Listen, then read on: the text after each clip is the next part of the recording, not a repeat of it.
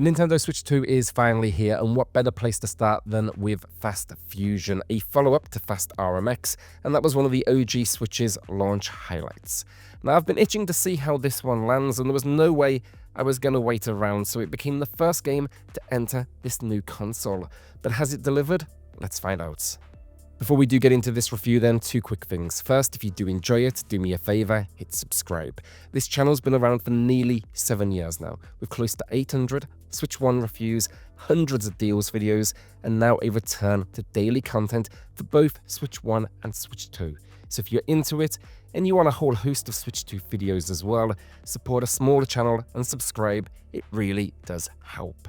Second then, I know there will be comments saying, there's no way you finished the game. So let me explain here. I've played every single track, explored the additional modes, and begun unlocking new vehicles. What haven't I done? Tackled the harder cups, which just repeat the same tracks. So I do feel confident in what I've played and what I am sharing here. Alright, so what is Fast Fusion? And simply put, it's a spin on the futuristic racer. Think F-Zero, or probably closer in spirit, Wipeout. The difference, neither Nintendo nor Sony seem in a rush to give us another entry in either series, so in steps Shin'en, who've been holding the torch for a while now. Now, I'd consider them pretty much experts at the genre, hence my excitement for this release.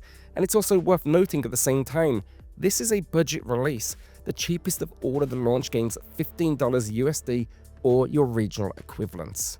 And given that price point, I've got to say it is not shy on content. There are 3 leagues to tackle, each with 4 cups and 3 tracks apiece.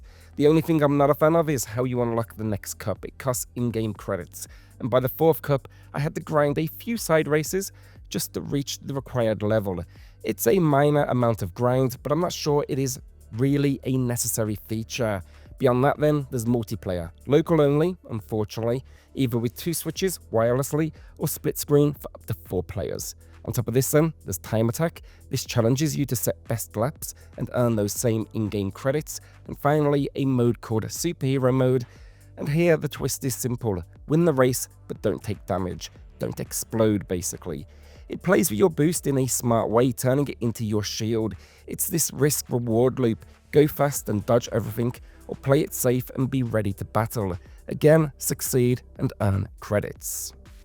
But now the all-important gameplay, and yeah, it feels great. I'll put it out there immediately. It's fast, it's incredibly responsive, and I think it's creative. The controls are simplistic, as they should be. This is a game all about reaction time, and some of these tracks will absolutely push you on that front.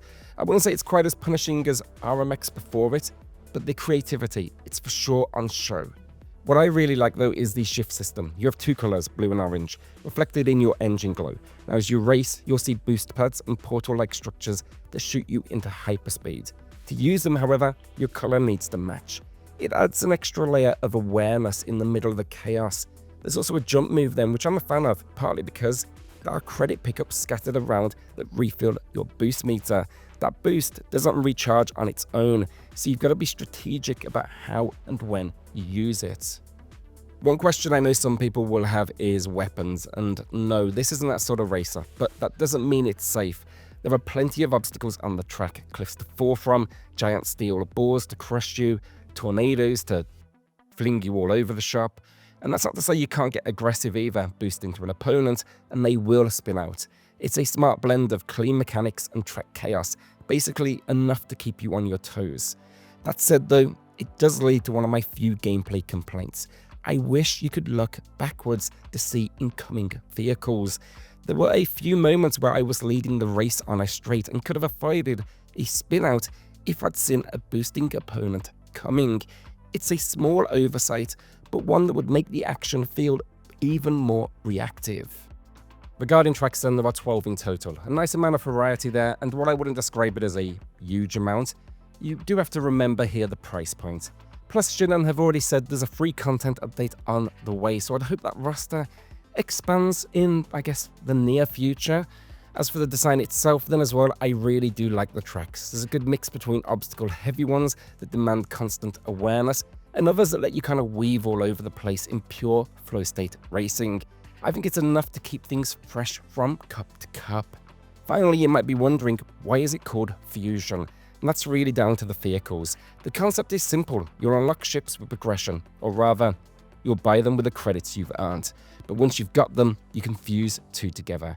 Doing so gives you a stat boost and a fresh visual style. It is reversible too, so there's plenty of room for experimentation. Now, I wouldn't say here it's particularly flexible. I do want to be transparent about that. It's kind of a mix A with B, see what you get. You know, you can't fuse an already fused ship, for instance, but it's a nice touch that adds just enough depth to keep you invested. And also from what I've seen, with how expensive some of these ships get, you're probably going to need to lean into that system for the higher challenges. Performance-wise, then, it is a new system. You are hoping for the best, and once again, they deliver. That's thanks to a wealth of options. In docked mode, you've got 4 choices. Performance, that's 1080p 60fps HDR. Balanced, 1440p 60fps HDR. Quality, 4K 60fps HDR, though with reduced shadow detail. And then finally, ultra quality, that's 4K 30fps HDR.